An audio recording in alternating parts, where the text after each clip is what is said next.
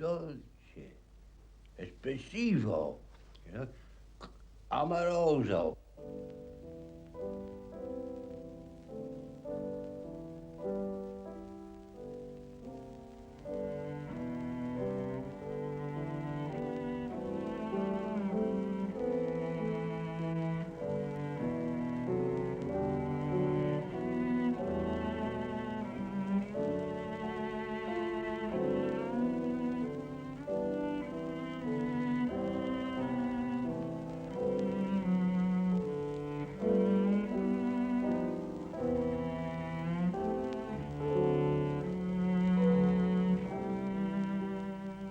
I have a very vivid memory of pre-14 London, which is a London all too sadly departed, and which, to me, even in our circumstances, had an enchantment which I'm afraid is fading from it now.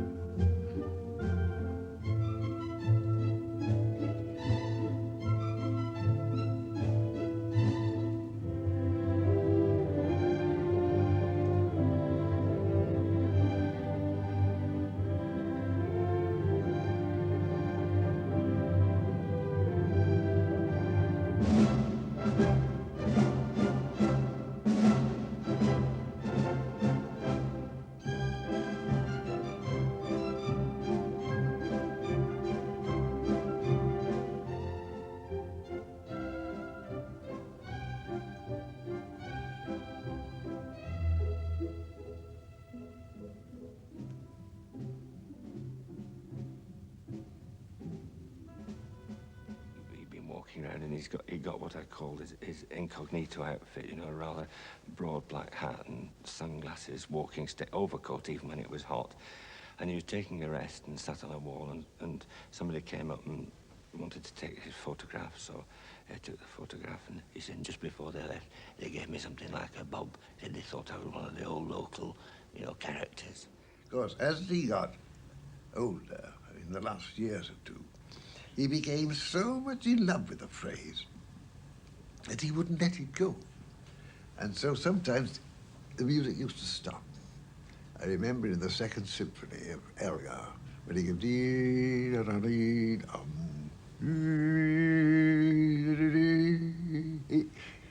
he almost kissed it on its way. He got to love it too much, so he did at the end get a little lacking in tempi, but we've got to always think of a man in the totality of his career from beginning to end, and I think from that point of view, John must be regarded as one of the most, let me put it this way, the most communicative conductors.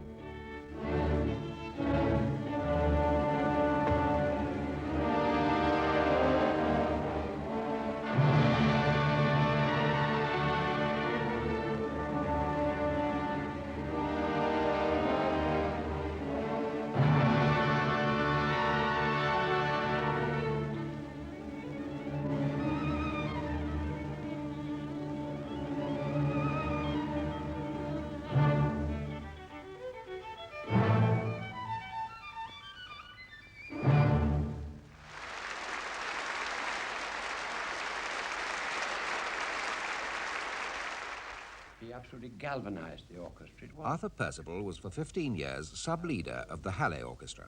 He was lucky or fortunate in having the background. Is a very generous Italian father whom he worshipped.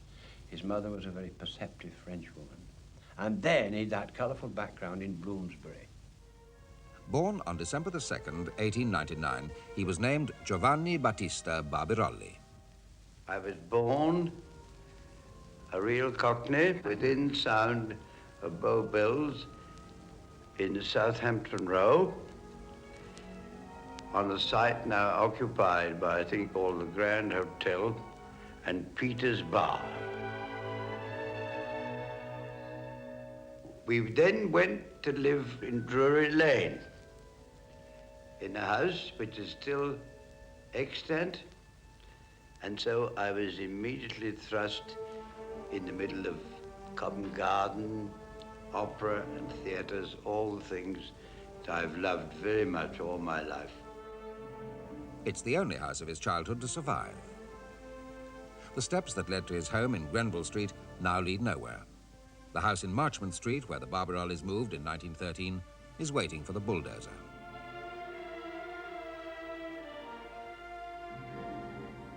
As a small child, Barbirolli started learning the violin. His father and grandfather, who had both played in the first performance of Verdi's Otello in 1887 at La Scala, now shared the first desk of violins in the orchestra of the Empire Theatre, Leicester Square.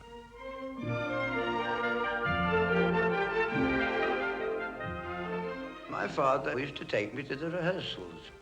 I used to sit in the stalls, fascinated. And I used to be particularly fascinated by the conductor, who used to, in those days, always have white gloves on. I used to go home and shut myself up and steal a pair of white gloves of my sister's or my mother and imagine I was the conductor at the Empire. You know, Lincoln's Inn Fields. In those days, every morning, a concert would be given about 11 to 12 by a police band or some band or other. And my grandfather was quite a gargantuan eater. He used to have a good breakfast at home. Then he used to take me ostensibly for a walk. But on the way to Lincoln's Inn, we lived very few steps away. He'd buy himself a couple of large ham sandwiches. And we used to go and sit and listen to the band.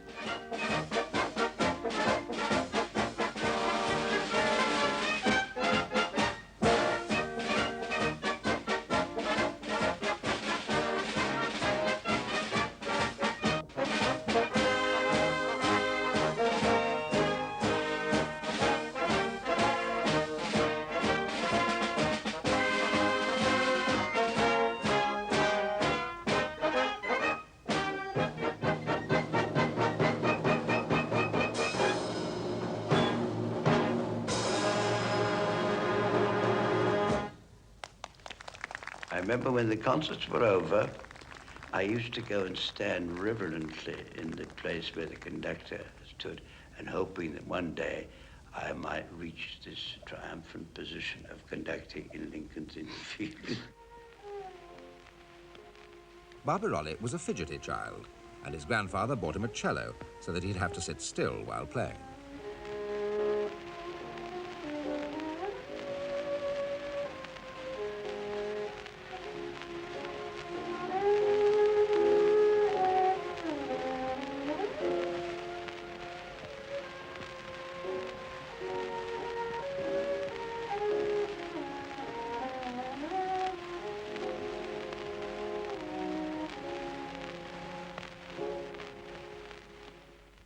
Two weeks after his 12th birthday, he gave his first public performance with the Trinity College of Music Orchestra at the Queen's Hall in London.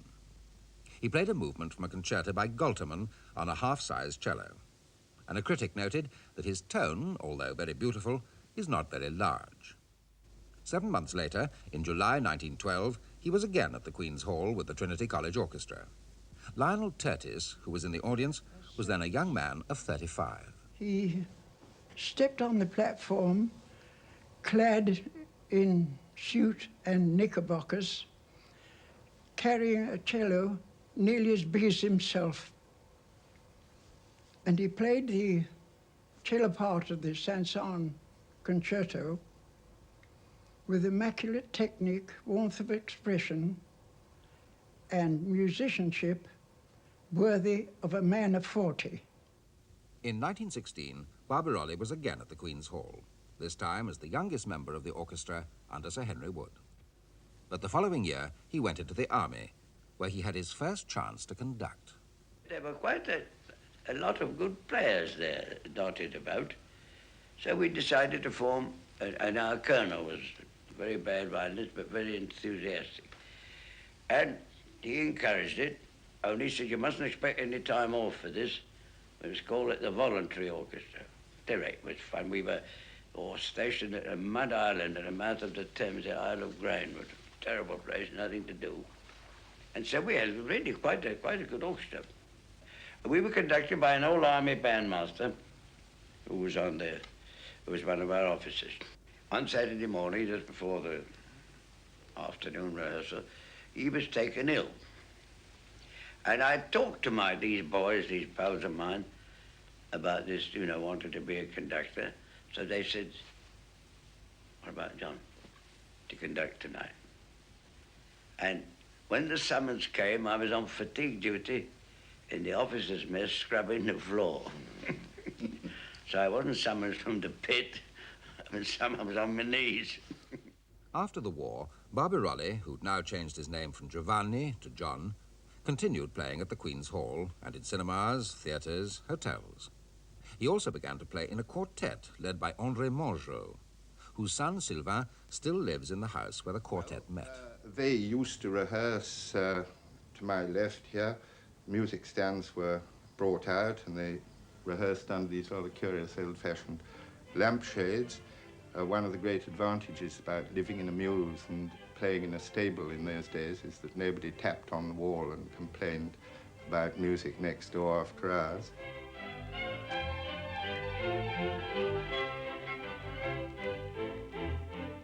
He was always very grateful to my father for those years because he always said that it taught him a great deal about leadership, especially of string, and it was already quite obvious in those days that he was going to be a conductor. He knew it, and when the quartet toured abroad, I remember very well when they were going through Spain or Italy, and most people were looking out the window because there was always trains in those days. John always had miniature scores and was learning orchestral parts by heart. In 1924, he formed his own string orchestra, which gave him the chance to present himself as a conductor. And he was soon engaged to conduct the British National Opera Company.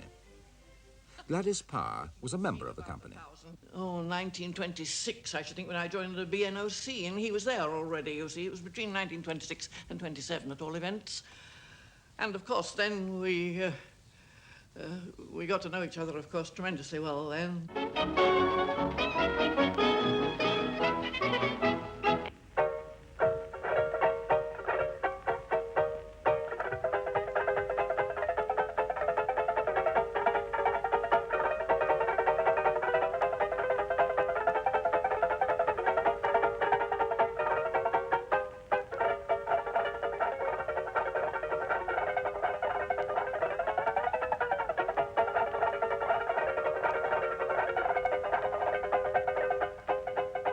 Was terribly strict with the rehearsals. He used to be sitting with a little table and the score open and a large clock. I think it was an alarm clock, and looking like thunder and lightning. And if anybody was about 5 minutes late, he would say, "If I can be here at 10, you can be here at 10."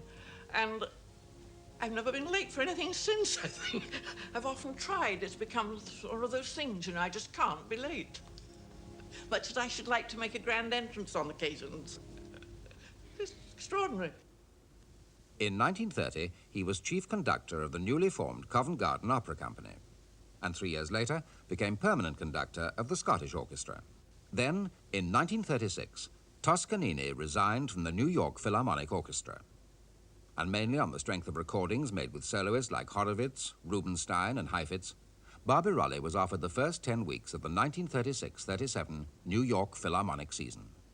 His biographer, Michael Kennedy. He'd done opera at Covent Garden. Well, yes, that was very good, but he hadn't been the big man at Covent Garden because Beecham was that. He was conductor of an orchestra in Glasgow, and his other appointment was conductor of the Leeds Symphony Orchestra. And you can imagine that this, America thought, what on earth were they getting? And the extraordinary thing is that it now is apparent that after 5 days after his first concert in New York, they were then talking about making it a permanent appointment.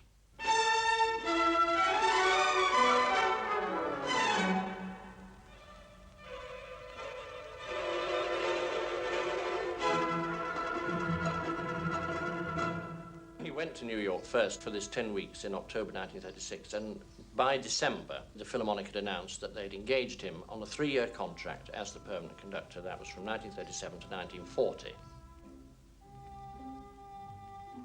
At the end of that 3 years, Barbirolli was re-engaged, and he spent altogether 7 years with the New York Philharmonic. Bernard Herrmann was a friend of Barbirolli's in New York and had several of his own works premiered by him. He had undoubtedly, at that time, the greatest orchestra in the world at his disposal. He had an orchestra that was the most difficult orchestra, perhaps, in the world. Very opinionated, masochistic, sadistic, and as Beecham once said to me, it's the graveyard of conductors. In the summer of 1939, on one of his visits to England, he married the oboist Evelyn Rothwell, whom he'd first met in 1930, when he appointed her to the Covent Garden Orchestra.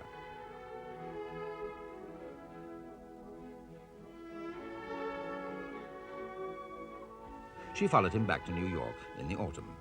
Well, it was a very exciting place. I think it still is, but it was particularly then. It was very alive. And of course for me, after all, remember, we just married, and John had fairly recently been appointed permanent conductor there, and the orchestra loved him very dearly, and he was very happy making music there. So that it was a very happy time, but that was partly personal, obviously. But for reasons that weren't always obvious, one or two of the New York critics began to declare themselves against Barbirolli. They bothered him a bit. I mean, I think they bother all artists if they're really honest. But on the other hand, I think the really wholehearted admiration and love of the orchestra and the audience sort of softened it. There were various reasons for the critics. It was, well, I can't go into a sort of political thing here as to why and wherefore, but there were reasons unconnected with the actual conducting and so forth. Another thing that particularly wounded John in the tense atmosphere of this New York appointment was the attitude of a fellow conductor, an Englishman, Beecham. And when it was known that they were considering making this appointment, Beecham wrote a letter to the New York Philharmonic management, which was rather stupidly, I think, shown to John, saying, more or less, what on earth are you appointing this unknown, inexperienced fellow for? And when Beecham came back from America in 1944, he announced a great fanfare of trumpets that he was available for the Halle for conducting again. But John, who just rebuilt the orchestra, wouldn't agree to this. He didn't mind Beecham coming with his own orchestra when he got one. That was all right, but he said he's not going to conduct my orchestra. And the famous remark that he made to Philip Godley, who was the chairman of the Halle at that time, he said, Philip, he says, if you have that man near my orchestra, he says, you won't see my arse for dust. But before the Halle appointment had even been thought of, Barbirolli was becoming unhappy in New York. There was pressure on him to join the American Musicians Union, which would have meant becoming an American citizen. But most of all, he was concerned for his family, still living in wartime London. And out of the blue came this cable from the Halle to, would I be interested in the reconstruction of the Halle Orchestra? Now, without waiting for many details, I said to Evelyn, I said, this is it. We're going home. He felt that this was a big challenge for him and that he was needed in England, that England would need music and that the Halle could begin to supply it. And he knew all the problems that he would have and the difficulties. But I'll never forget his excitement. You would not believe that it had been the conductor of the New York Philharmonic who was getting this excited because somebody was asking him to take over an orchestra which really didn't exist. For 5 weeks, I held auditions, morning, noon, and night. And of course, it was the time of the war when everybody was mobilized. You know, so I had to look for what you might call the slightly maimed.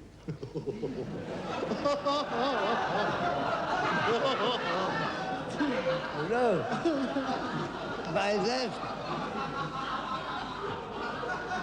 I mean, now those gentlemen will appreciate what I'm going to say. You know, that's the way they feel. You know, people with flat feet but straight fingers.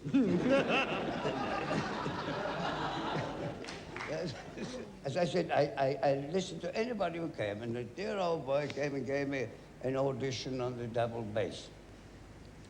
And he wasn't any good at all. He seemed a very decent chap, but a sport. So we always give, as a test piece, the scherzo of the Fifth Symphony as a bass player over there. Yes. And the scherzo of the Beethoven Fifth, there's that famous passage. Oh, that's the...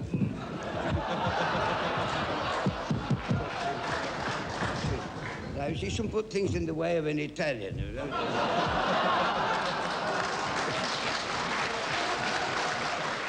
He played the famous passage. The extraordinary thing was that he made very vigorous action with the bow, but he never shifted his left hand.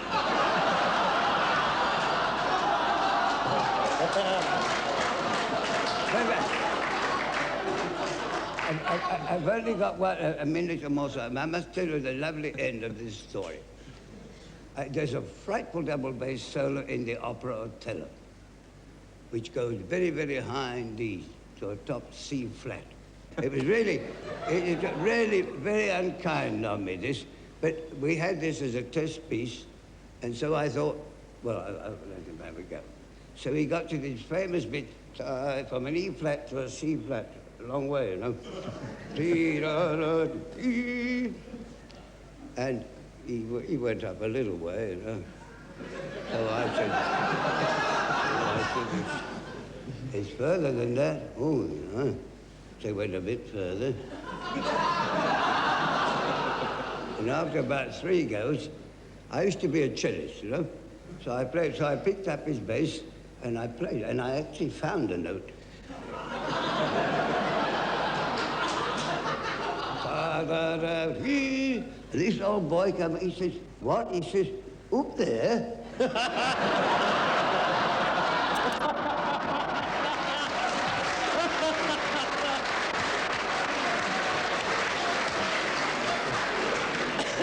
Added this wonderful place. I've never been up there before.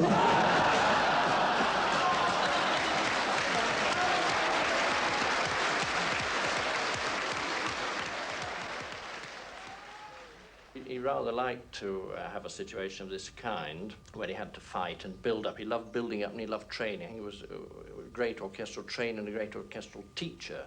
And I mean, he took these young players and molded them into this orchestra.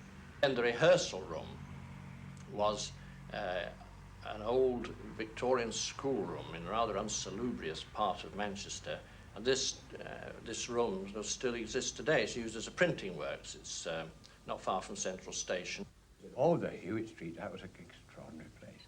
They climbed it, it was hard by the British Railways. And of course, the British Railways sometimes came into it. One of our Yorkshire trumpeter, Arthur Locker, said, it's not fit for human consumption. Anyway, that was his way of putting it. And it was an old building, very old, but there were many flights of steps to climb to get to it. And the instruments had to be hauled up with a kind of rope contraption. It was most primitive and pretty awful. It didn't help us at all. The acoustics were very strange. And guest conductors often found it. No, and yet the new foundations were laid there. They were laid there, yes, that's quite true.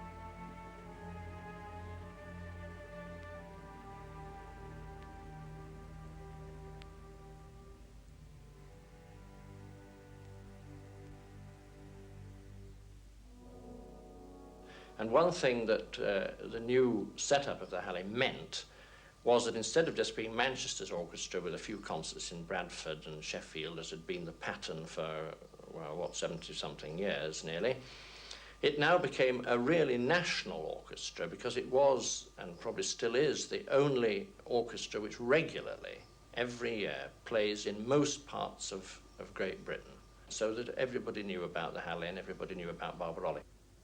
The new Halle setup called for a new management. Ernest Bean, later to become general manager of the Royal Festival Hall, was called in to provide it. There was simply no organisation to support a full-time symphony orchestra committed to 200 or 250 concerts a year, and we simply had to get down to creating an organisation which would match up to the high-powered machine which JB was putting into motion. One of the first tests of this new organisation was a tour by Barbirolli and the Halle at the end of 1944 to play to British troops in Holland and Belgium.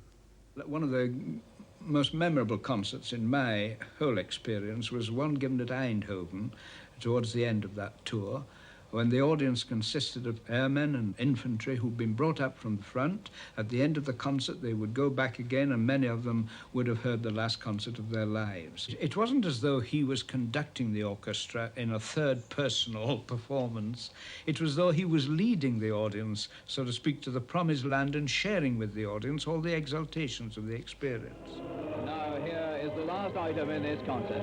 Old Lang Syne, the last of a bunch of Scotch songs which the orchestra has been playing to the audience as an encore, and all the men here are joining in.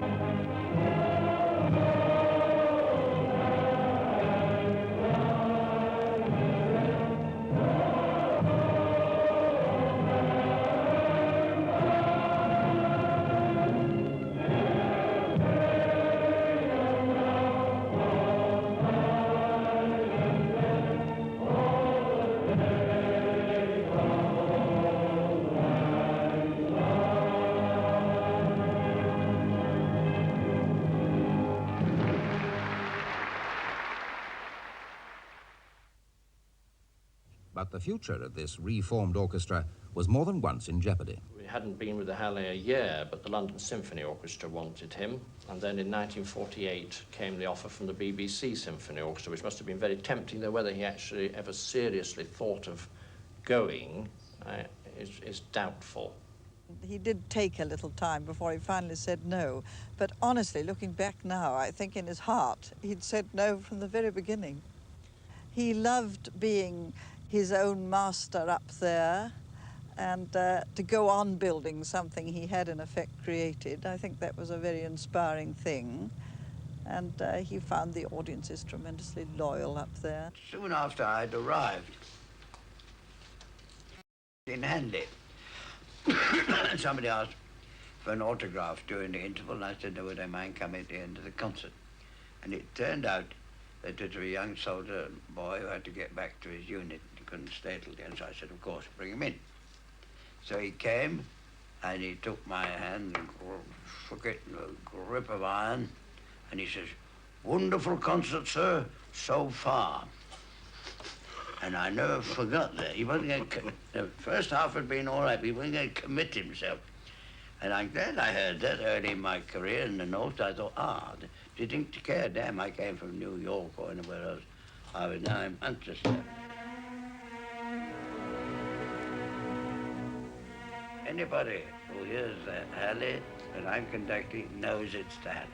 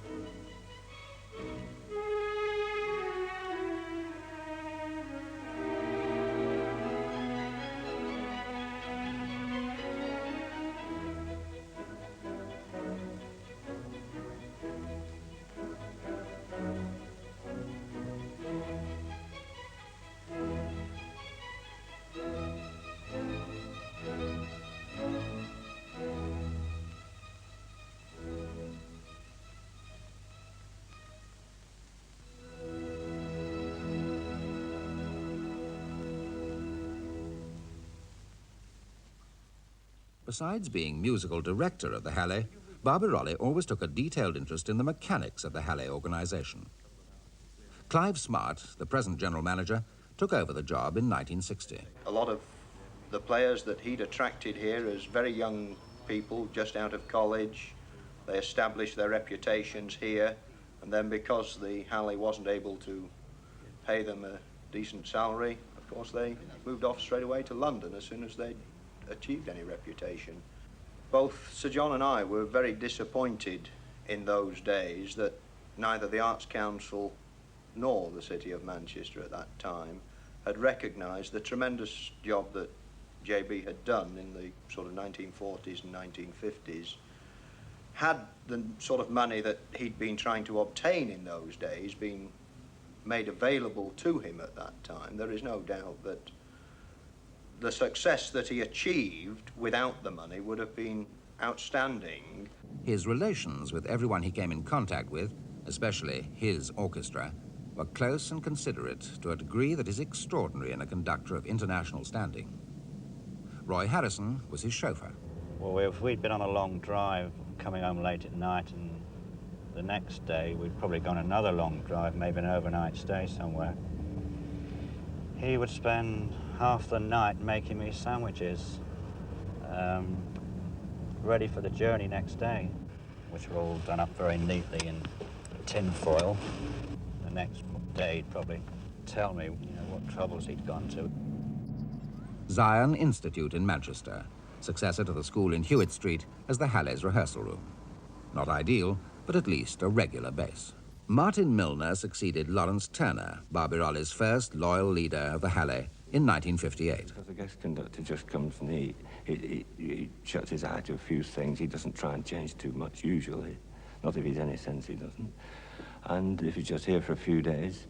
But, you see, Barbirolli was with the same orchestra. He worked an orchestra hard, but with Barbirolli, he always wanted to play.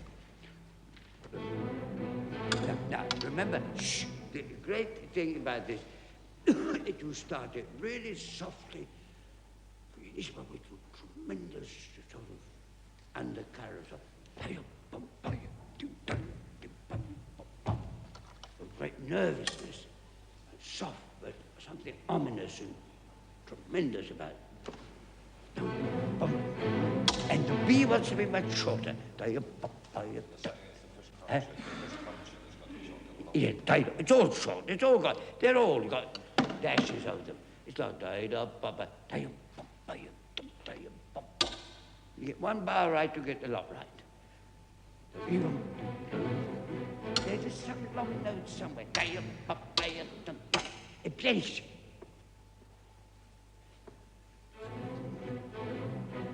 It's the C that's too long. It's still like that. Now do try.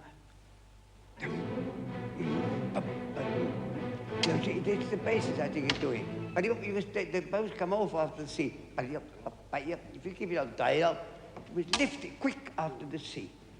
And get that, it's not nervous enough, it's not soft enough, it's not enough portent about it. And it's a little too slow.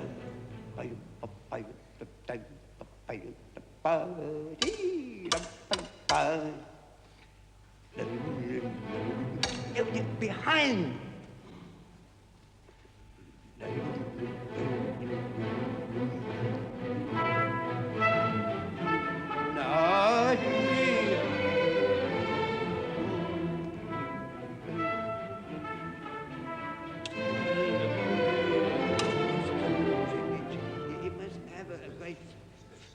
What? Too slow, slow. And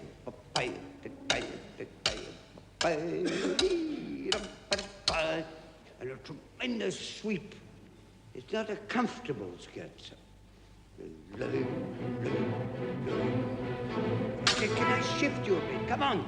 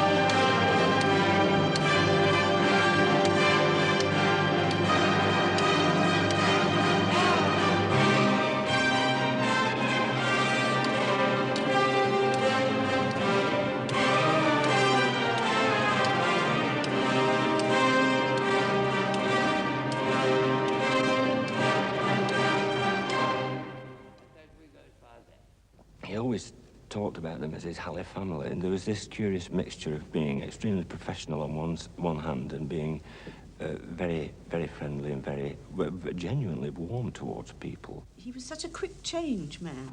I mean, one minute he could be really angry, furious, throwing things about, dropping the scores, and really looked as if he was sort of going to murder you at any minute. And then the next minute he had a seraphic smile on his face and wanting you to give him a beautiful sound somewhere. Audrey Napier-Smith, a family friend and a member of the Halley to the present day.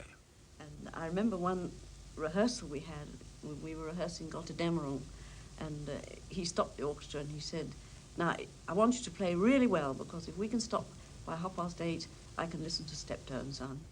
He discovered that there was this racehorse called Barbirolli. Brenda Bracewell, his manager and secretary. One morning he must have looked at the telegraph and he said, "Well, it's running this afternoon." I said, "Is it? It's in 3 o'clock." So I said, "Well, would you like a bet on it?" Oh, he said, "Yes." He says, "That's very sporting of you." I said, "Well, I've never placed a bet in my life, but there's a shop down the road. We'll go and we'll have £0.50 each way on the thing, you see." So this I did, and we listened, or I think it was on television. Well, I don't know whether it fell or it never started. Anyway, nothing came about it.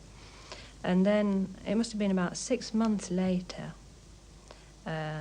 Again, it was a free day, and I went to see, what he wanted to do. And he said to me, "I was running yesterday." Well, I said, "Beg your pardon." He said, "I was running yesterday." "Oh," I said, "you mean the horse?" So I said, "Yes." So I said, "I wonder how it went on." He said, "I don't know." So anyway, we decided that we'd do some letters, so I went down and answered a few phone calls and so on and so forth. And then my phone rang, and I answered it. He said, "The bugger won." There's always great stories told about how he never ate at all. This wasn't absolutely strictly true, but he liked to have his meal at the end of the day when he'd relaxed, and it is an extraordinary thing that he used to be able to seem to survive a long 9-hour rehearsal session with a few glasses of whiskey and soda and some sandwiches, which isn't very good for the digestion, but when he was working, he didn't want to be bothered with food. And he was a bad sleeper all his life, and he would go... he would read tremendously far into the night, and very often he would only have an hour's sleep.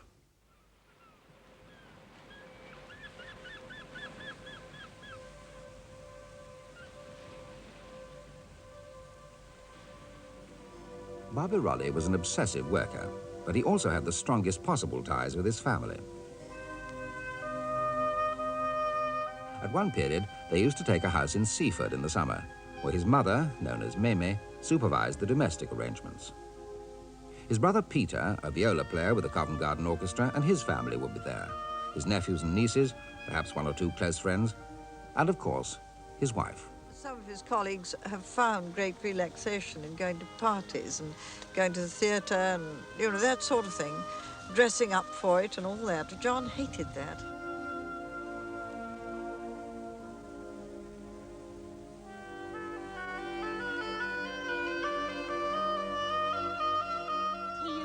Loved to prepare these picnics, didn't he? Yes, he absolutely adored loved making it. sandwiches. I know, because I helped him and I shopped and we used to do this terrific preparation and all the packages. I'm glad I was too young for that. I got out of it, I just ate.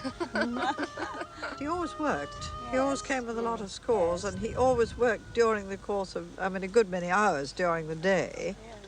But he did, I think, relax more when he was down here with the family than ever at any other time. Yes. Because there were always some younger members, they were children. And yes. And Meme, of course, would always insist you are down here for some fresh air, of course, which he... Yes, she used to send him out. He'd rather be buried in his score. Yes.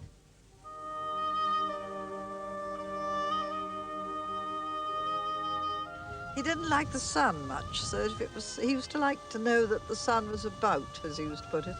He didn't really like the sun. Remember the big umbrella over the table in the garden in the house? Yes. bury himself in there. Yes, with his All scores shade, for yeah. hours on end. Even took scores on our honeymoon, actually.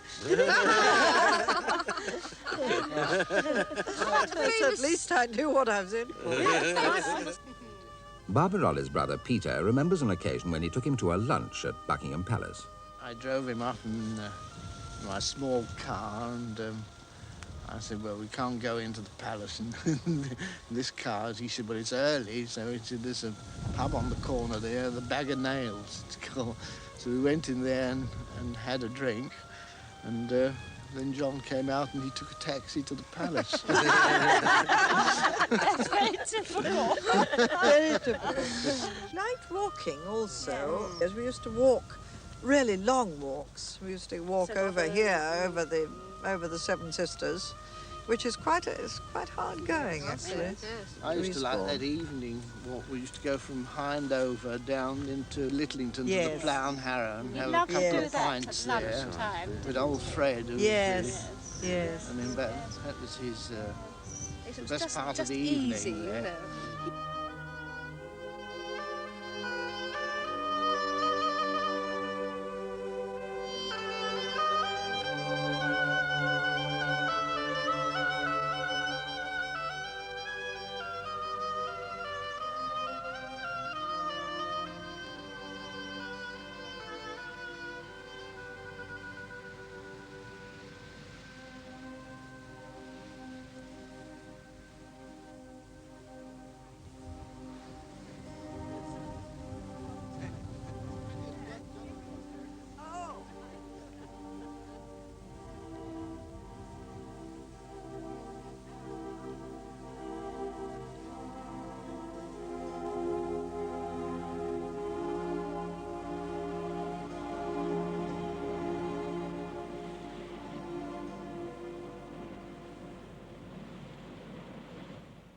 He was more appreciated abroad than he was in London. The London critics used to take sometimes rather a view that John was a provincial conductor. Well, John was a very international conductor. He was not just an English conductor. And when they say that he was very narrow, well, a man who can do Vaughan Williams and then can fly to the extreme and do Mahler and do a Rosenkavalier and also do what no English conductor I've ever known could do, a Viennese waltz. He was essentially a musical poet. He was not a sort of a analytical, remote, who felt that music was just following a composer's dot and dashes, but felt that every piece of music was a poetic living experience. Although he made no pretense of enjoying much of the more recent modern music, in his day, both in New York and with the Halle, he gave a considerable number of first performances. And at the Cheltenham Festival of Contemporary Music for some 12 years, the Halle was the resident orchestra. C.B. Rees, a close friend of the Barbirolli family. He said to me on more than one occasion, he said, C.B., he said, they don't realize the amount of work that I've put in to modern British music at Cheltenham. I mean, it's hard work. A lot of it was new to me. I had to study it and then rehearse it and play it. And during a week or a fortnight's festival, I forget how long it was now, 10 or 12 days, I think, that means a devil of a lot of work, in addition to, of course, not neglecting the great classics, because you've got to rehearse them, even with a fine orchestra. Barbirolli also gave encouragement to young musicians, such as Jacqueline Dupre and Alexander Gibson.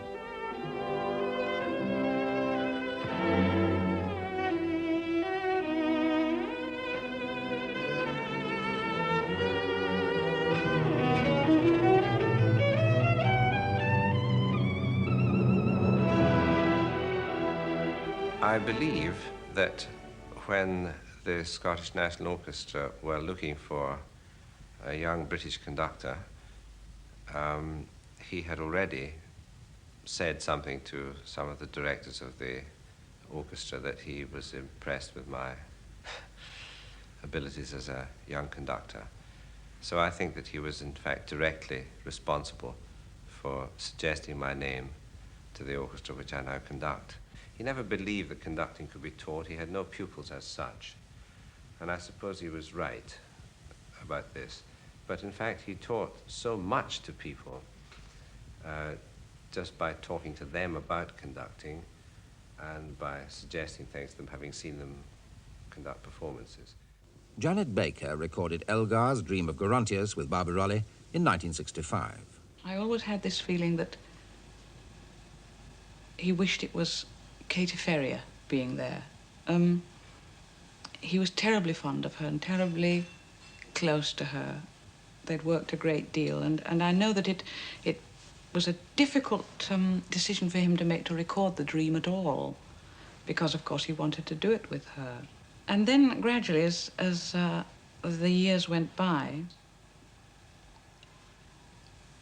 I lost this feeling that I was second to Kathleen, and although she was always for him Ferrier, and their association, of course, remained in his mind what it was, we began to build something new. With all his other commitments, Barbirolli still found time to play the cello occasionally. There was the King's Lynn Festival Ensemble where he was playing cello in the quartet, and I was a little worried about what the relationship would be then, because there was my distinguished conductor playing cello in the quartet that I was leading, and it worried me for quite a little time, and then I thought there's no alternative but to take the initiative here and hope for the best. And you wouldn't have had any idea from the rehearsals that he was the distinguished member of the company. He just sat there and played the cello, and I remember after we had the morning's rehearsal and I was sort of running the rehearsal virtually, and then in the afternoon he said, "Martin, would you mind if I made a small suggestion?"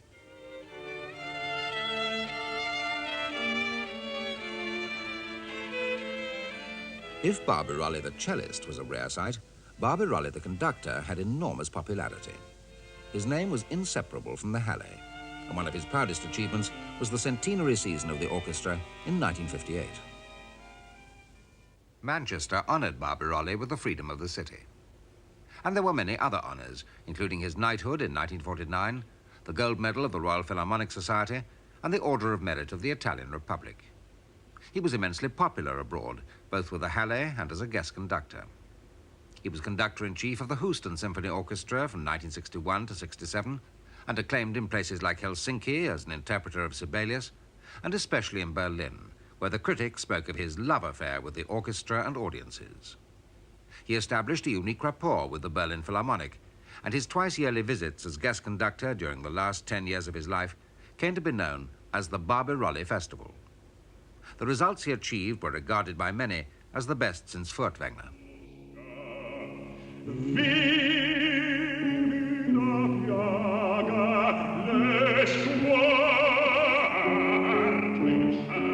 Many people feel that Barbirolli should have devoted more time to opera. But after his early Covent Garden days, his operatic performances were few and far between. When he'd done 25 years with the Halle, then he resigned as conductor-in-chief, and they gave him this title, which he was so terribly proud, Conductor Laureate for Life, whereby he was only going to do a few concerts in Manchester, because he then he was getting invitations to go back to the Opera House. He'd made opera recordings, a very successful Butterfly. To crown his sort of 25th year, he did concert performances of Otello. 1, 2, no. Allora, aspetta, no, just before. Sì, two bars before O.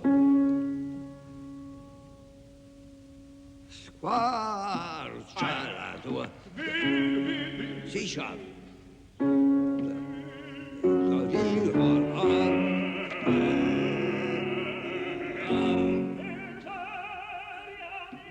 John would have been perhaps the greatest opera conductor since Toscanini, because really that was really John's medium. That's why he was so good in dramatic music. In Mahler, there's a sort of opera in a way. I don't mean it's opera, but you know what I mean. It is projection.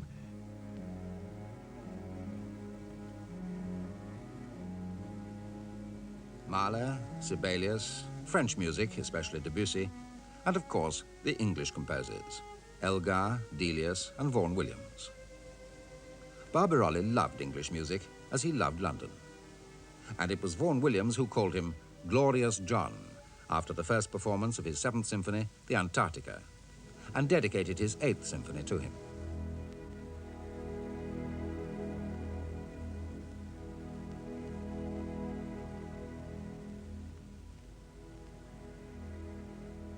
In public, he was always gay and he was always cheerful if he was at a party after a concert and so forth, always full of vitality. At home, he did suffer from terribly bad fits of depression.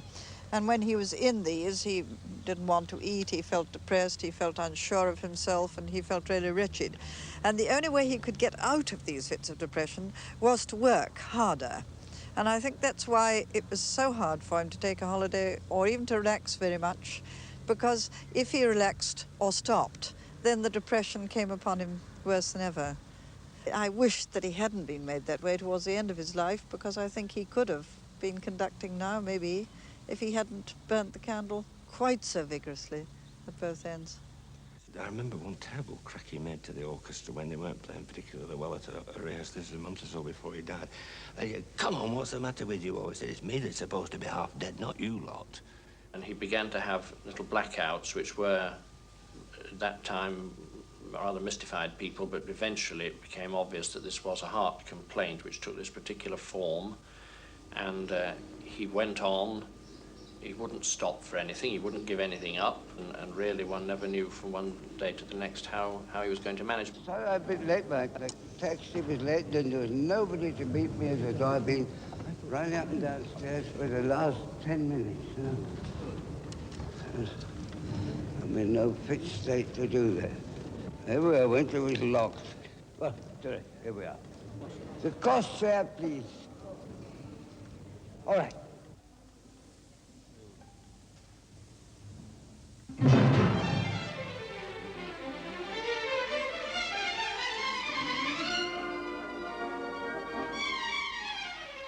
He seemed to have superhuman reserves of energy. Once he got back on the box, he was alive. My last day with him was something I'll never forget.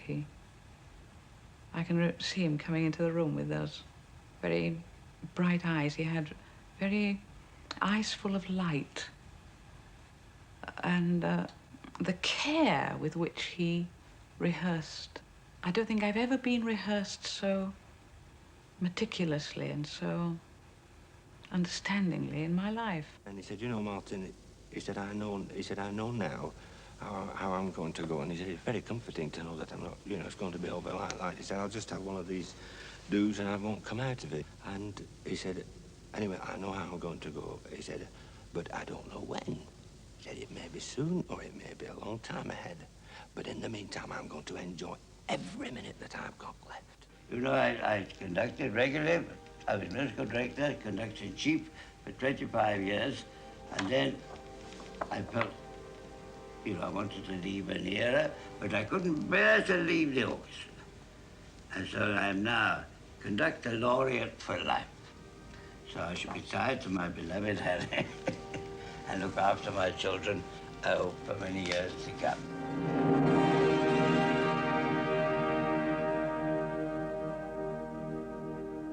He died 8 days after speaking those words, on July the 29th, 1970, at the age of 70. It's an irreparable loss for a genius of his magnitude. To be cut down in the prime of life is a most grievous disaster for the world of music. I don't think that even yet in this country it is quite understood what a genius he was as a conductor. I think it was said when Sir Thomas Beecham died that he was the last of the great eccentrics or the last of the great characters. Well, not true. I think that in J.B. we lost the last of the great British characters, eccentrics, lovable ones.